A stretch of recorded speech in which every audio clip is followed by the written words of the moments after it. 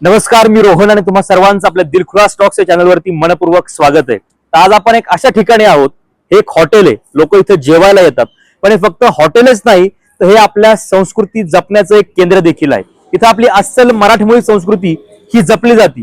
लोक मोठमोठ्या शहरातून अगदी भाकरी, ठेचा, लोणचं, आमटी आणि पिठलं खाण्यासाठी या ठिकाणी जरूर येतात आणि येताना आपल्या सोबत तरुण पिढीला देखील घेऊन येतात, जेणेकरून त्यांना आपल्या मागची जी संस्कृती आहे ती त्यांच्या स्वाधीन व्हावी. या ठिकाणची मासवडी ही फेमस आहे. अर्थात हे हॉटेल आहे नगर पुणे रोडवरील फलके फार्म, जे अतिशय प्रसिद्ध आहे आणि त्याचे मालक शिवाजी फलके हे आज आपल्या सोबत आहेत. त्यांचं आपल्या दिलखुलास स्टॉक्स या चॅनलवरती मनपूर्वक स्वागत.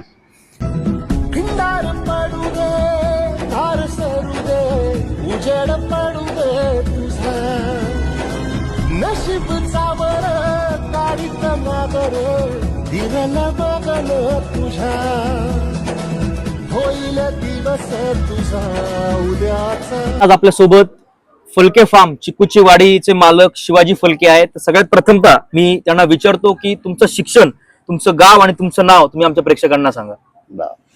सर, माझं नाव शिवाजी नामदेव फलके. माझं शिक्षण इयत्ता 8वी. अच्छा, बरोबर आहे. व्यवसाय हॉटेल शेती. हे सगळे जे हॉटेल आहे आपलं, हे सगळं किती एकरात आपण वसवलेलं आहे? आता ही चिक्कूची वाडी 2.5 एकर मध्ये आहे.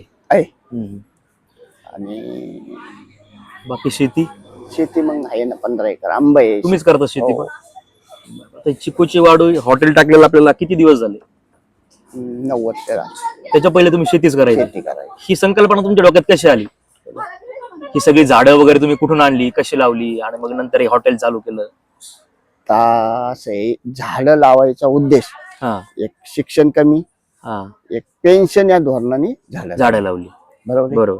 दुसरी गोष्ट, निसर्गाला जपल्याचा फायदा असा झाला की मला तर पेन्शन झाली, पण मुलांची बी लाईन लागली, नातवाची बी लागली. अच्छा, म्हणजे तुमच्या नंतर मुलंही तुम्हाला मदत करायला लागली, नातूही मदत करायला लागली. बाकी पण ह्या चिकूच्या बागेत हे हॉटेल चालू करायची कल्पना कशी सुचली तुम्हाला? 2015ला हुरडा पार्टी चालू केली. 2 नंबरच्या मुलाचं शिक्षण चालू होतं. त्यावेळेस आयडिया आली की बाबा, त्यावेळेस अशी आयडिया आली की मग हुरडा पार्टी चालू करू. हुरडा पार्टीत थोडासा साधं ही जेवण द्यायचो. त्याच्यानंतर लोक फोन करून विचारायला लागले जेवण आहे का, येऊन थांबायला लागली. मग मुलाचं शिक्षण झाल्यानंतर की बाबा नोकरी नको, आपण व्यवसाय मोठा करू. बरोबर. ही झाडं लावल्यानंतर किती वर्षांनी आपण हे हॉटेल चालू केलं? झाडं लावल्यानंतर 30 वर्ष. ही सगळी झाडं आपल्या नगर मधूनच आणली की बाहेरून कुठून? झाडं ठाणे जिल्ह्यातून आणली. ठाणे, पालघर, डहाणू. अच्छा. आणि सुरुवातीचे दिवस हे सगळे तुमच्या व्यवसायाचे कसे होते? म्हणजे हॉटेल चालू केलं, लगेच जोरदार चालू झाला की थोडासा गिराईक येत होते, नव्हते, कमी जास्त?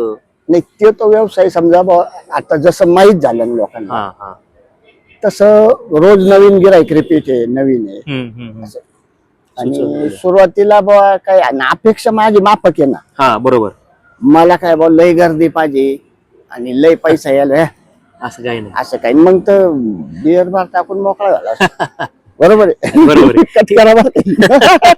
खरोखर याच्यातूनच आपल्याला लक्षात येतं की फक्त व्यवसाय करणं हे त्यांचं ध्येय नाहीये, तर एक व्यवसाय करता करता मजा घेणं, आपलं म्हातारपणातील वेळ घालवणं आणि आपली मराठी संस्कृती जपणं हे देखील त्यांचं त्यामागचे धोरण आहेत. की तुमच्याकडे एकदा आलेलं गिराईक, जसं मी देखील तुमच्याकडे 2-3 वेळा येऊन गेलो, एकदा आलेलं गिराईक तुमच्याकडे वारंवार येतं, याचं नेमकं कारण काय असेल? आता कसं सांगू, याचं कारण असं आहे, मी जी उद्योग करतो हा गिराईक म्हणून करीत. बरोबर आहे. कोणीतरी आपल्या आज पाहुणा जेवायला येणार. बरोबर. त्या धोरणाने स्वयंपाक स्वतः आमटी मी तयार करतो. तुम्ही बनवता आमटी? अच्छा. त्याच्यामुळे कोणतरी एक पाहुणं तृप्त होऊन जाणार आहे, अतिथी येणार आहे, या त्या उद्देशाने तुम्ही करता. हा तुमचा पहिलाच व्यवसाय की तुम्ही काही व्यवसाय केलेले? नाही, शेतीच. बालपणी वगैरे कुठला खेळ वगैरे खेळायचे? थोडं कुस्तीचा थोडा नाद होता. अच्छा, कुस्त्या केल्या. बर. आता इथं अनेक तरुण व्यावसायिक देखील येऊन जातात. हम्म. आज आपण बघतो की अनेक तरुण व्यवसायामध्ये उतरतात, तो व्यवसाय करतात, नंतर परत सोडून देतात, परत दुसरा व्यवसाय करतात.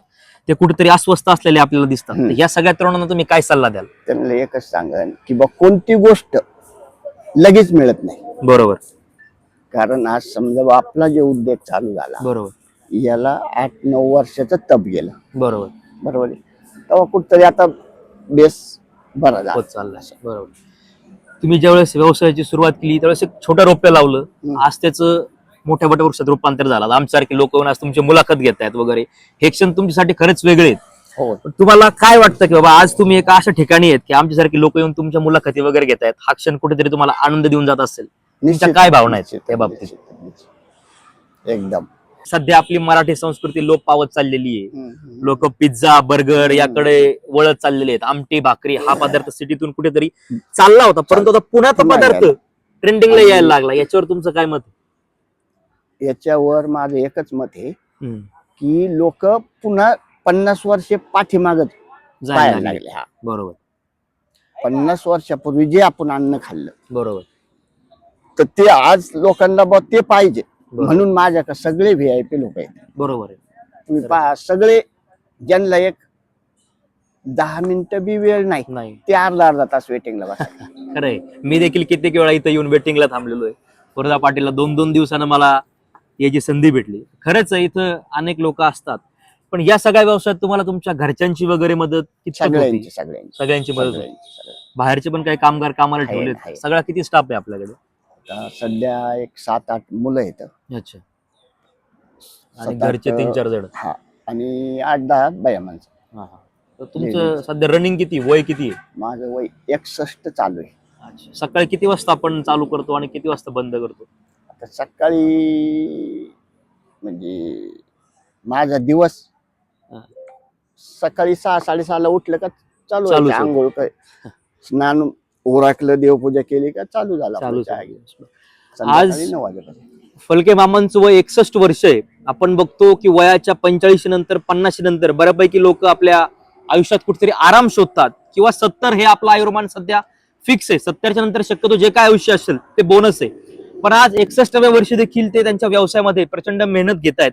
सकाळी उठल्यापासून संध्याकाळी हा व्यवसाय म्हणजे हे हॉटेल वाढवण्यापर्यंत अतिशय धावपळ ते या ठिकाणी करत असतात. तर तुम्ही तुमच्या वयातील लोकांना काय संदेश द्याल किंवा काय सांगाल की तुम्ही तुमचं म्हातारपण कसं व्यतीत करा किंवा कशा पद्धतीने जगा?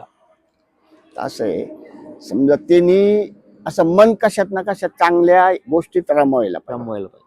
बरोबर बरोबर आहे का? त्याला वाहून घ्यायचं बरोबर आणि तेच आपलंसं करायचं, त्याच्या संग जुतत राहायचं. बरोबर. तर अनेक प्रश्नांची उत्तरं आपल्याला शिवाजी फलके यांनी दिलेली आहेत. तर या सुंदर संदेशासोबत आजचा भाग इथेच थांबवूयात. फलके फार्मच्या प्रवासातील अनेक रंजक गोष्टी अजून बाकी आहेत, त्या बघूयात पुढील भागात, फक्त आपल्या दिलखुलास टॉक्सवर.